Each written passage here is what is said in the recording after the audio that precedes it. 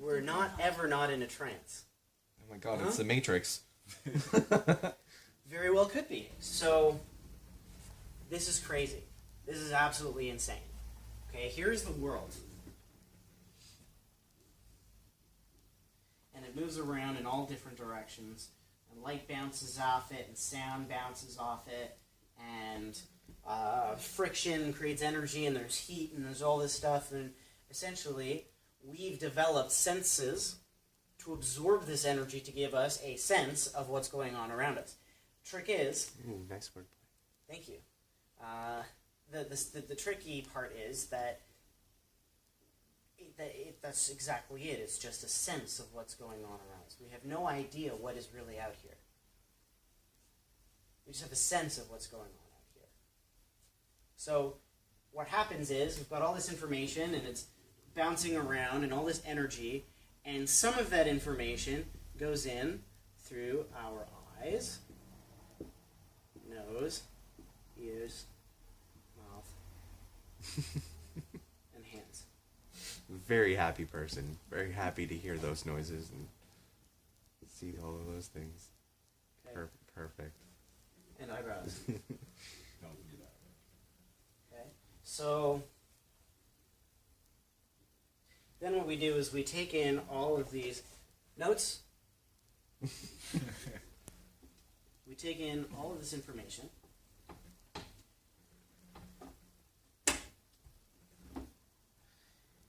And it goes through our nervous system into our brains. This is the brain. Okay? It passes through our reptilian brain, our mammalian brain, okay, and finally to our prefrontal cortex. Frontal cortex and prefrontal cortex, which is really mostly the same thing. And then here's our eyes. Nose. So, Looks like a nice hat. it's a brain hat. Here's the weird part. The world of energy and reality gets turned into electrochemical impulses first. It gets translated into other kinds of electrochemical impulses that first get sorted through safe and not safe, attractive and not attractive, painful or pleasurable. Then gets sent through our mammalian brain where we get to decide. There's a variety of different things that happen here and here as well. Things like shapes, colors, different kinds of smells. Well, first of all, it gets divided up into what kind of senses they are, right? What it smells like, what it looks like, what it tastes like. And then we make all these judgments about what that means, right? And putting the pieces together, because different parts of your brain do different things. If you see this, one part of your brain looks at the roundness of it, the other part looks at the color of it, the other part looks at what it's intended to do, the other part looks at what it puts it, it fits it, it fits a label onto it, right? Pen, marker, whiteboard marker, which creates all these other associations, and these associations are different different experiences that you've already had. Your memories, essentially. And then decides whether or not those memories were good or bad. Whether you like this color or not. And its relationship to everything else around it. Which, by the way, is how we can tell the difference between this and this. Is the relationship. This is only here as a shape because everything... Okay, try and get this. We only see this because of everything that it isn't.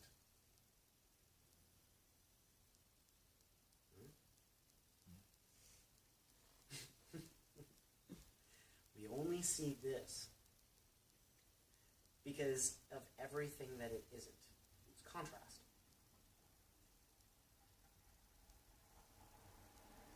But we don't have time to get into that. Once it finally makes up all these associations, it goes through all those meanings of those associations, figuring out what's important about it, what kind of experiences you've had with it in the past that were good and bad, and what you believe to be true about it based on those experiences. Finally, at the very end, it goes to your awareness. Once it's filtered through your entire history, your beliefs, your morals, your values, your ethics, finally you become aware of it. And you're like, this is a good pen. It sounds like a lot of work. Wow. But guess what? All we do is become aware of it. Yeah. That's our job. Our job is, oh, there's a pen. It's all right. But all that stuff has to happen first. So here's the weird part. All of these places where all that stuff is stored is in the same place where our imagination sits.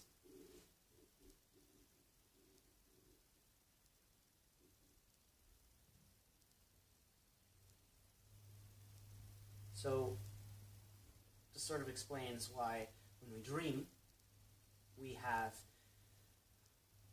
very, very real experiences. Sometimes waking up. Have you ever had that experience where you woke up and were surprised to find yourself in bed because you were somewhere else just a moment ago?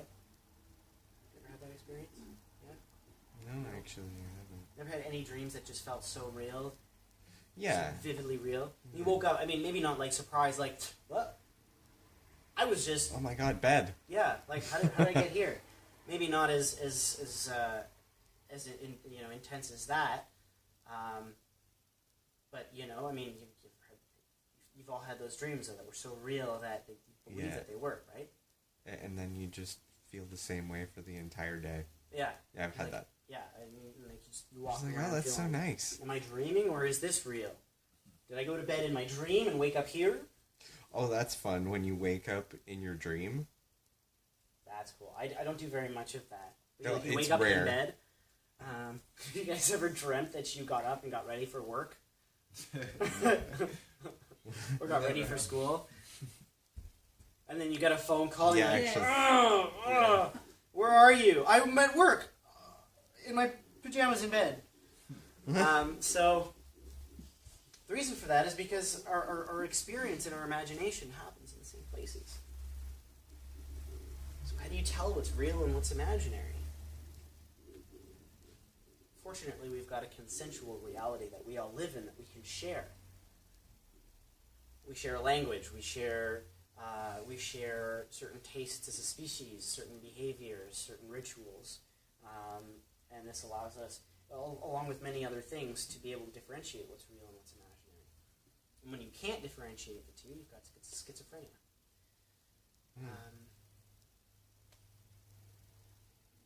What do you guys think about all this so far?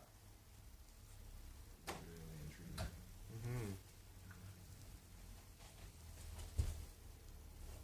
Didn't really think about it that deep. Yeah. Yeah, it was interesting the way you said that what you see is everything that it's not. Because you're just thinking about something that reminds you of stuff you've seen before, I guess. So it could, or let's say a person could be like totally different from people you've met before, and but then you kind of think they'll be like somebody you knew before. Sort of like you meet someone and you feel like you know them, but you've never met them before. Or like you think you won't like them because they're like that person or whatever, or Ah. that you will like them. Story of like based off of a memory. Yeah. Yeah. Right. You see someone that looks like the teacher that you absolutely hated, Yeah. and they could be the nicest person in the world, or an ex-girlfriend, But you hate them. you know, Yeah. and you hate them right off the bat, and you might not even know why. Yeah. Yeah. So maybe reality doesn't exist because if everything goes into that very same place where imagination is, so then what's reality? Really, really good If question. my perception goes there, so what's real? There's nothing real. Everything is my imagination. Everything is what my brain is telling me from previous experiences. Right. Unless you're a baby. Right. So Yeah, you raise a very important point. what I don't want to say is that reality doesn't exist, because we're here, right? Yeah. However, your experience of reality is 100% created by you. Okay, so it's my experience which is not real. That's right. Your experience, It's real for me, but it's not. that's right. So right now, you are sitting inside this room, inside your mind. I am sitting in your mind right now. At least your experience of me is. All the stuff that you are, everything that's happening to you right now is all happening in the world of thought. Created inside your imagination, inside your experience. In fact, you are literally imagining me right now. I'm here, I'm out here, but you can only imagine me based on what you pick up from the energy that I put out and the light that's reflected against me. And apparently humans actually emit light too, a little bit of it, mostly at night time, I think. I'm not quite sure how that works, but it's true. Like fireflies? Like Our yeah, butts yeah, light sort up? of. It's almost impossible to detect without Yeah. like I think it's mostly infrared light. Really? Yes, but we emit light. We emit photons. I wonder how that's But useful. we cannot see that. Cats can see it. But we can't. Can cats see it? Apparently human eyes don't see a lot of colors and a lot of shades of colors. Infrared, yeah. I'm not too sure of that. I know that there's the infrared. The electromagnetic spectrum, of which of which we can only see a very, very small fraction of. Yeah. Right? So, gamma rays, X-rays, ultraviolet rays, infrared rays, these are all on the electromagnetic spectrum of light, but we cannot see them. We can only see the visible light spectrum. And we call it the visible light spectrum because it's the only kind of light that's visible. Yeah, exactly. Why is this important? Why do you think all this stuff is important for hypnosis? What makes this important?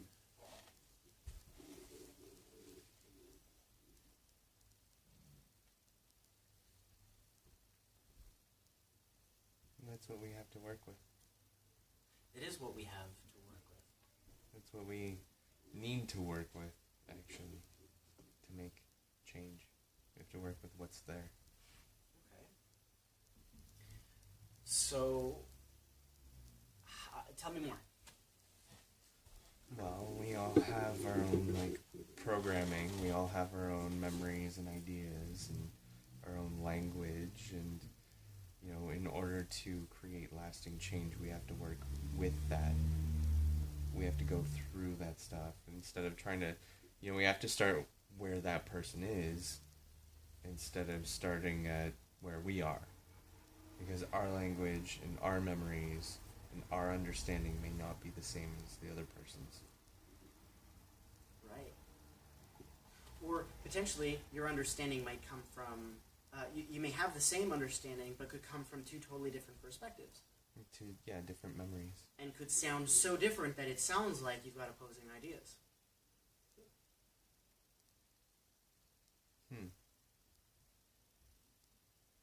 That I'm having a hard time understanding. Well, two people could value, let's say, family over everything else. Okay.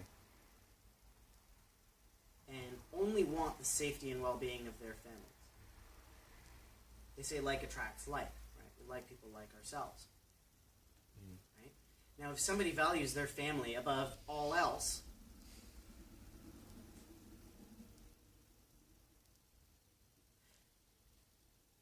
what would happen then if, let's say, two warring countries got down to the bottom of what was really important and discovered that they both want to keep their families safe?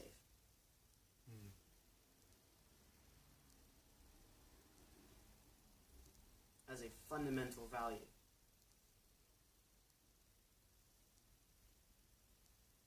Now, war is a little bit more complicated than that.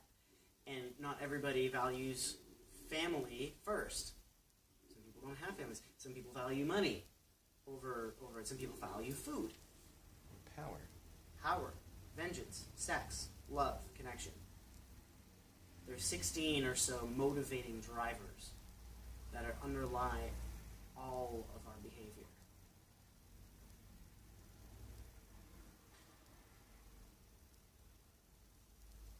The other thing is that all of what we construct as our reality is 100% flexible. That's interesting. 100%. So hypnosis must be like a tool to go there and change, reshape. Yes. Absolutely. Absolutely. Thank you so much for making it to the end of the video. I hope that was really, really interesting for you. If you want to see more, first of all, please like, comment, and subscribe below. And we've got some really other killer stuff for you as well. We've got the full-length version of this. All you have to do is click this button here. This is a little video. We're going to put a video here. And inside that video, when you click on it, it'll take you to the full version of this. This comes from a workshop that we do from my meetup group, meetup.com/learnhypnosis. So you can click that, watch the raw footage. If you can't, it's because it's already been a month since we did this whole thing, which means it's now on the private page, only for members. So click this link while you still can. If you can't, you'll probably be redirected to a members registration page or the or a place where you can get access to the latest workshops. So hit that video right there, and subscribe if you haven't, commented, and like. Thank you so much. This has been a Create Your Mind experience.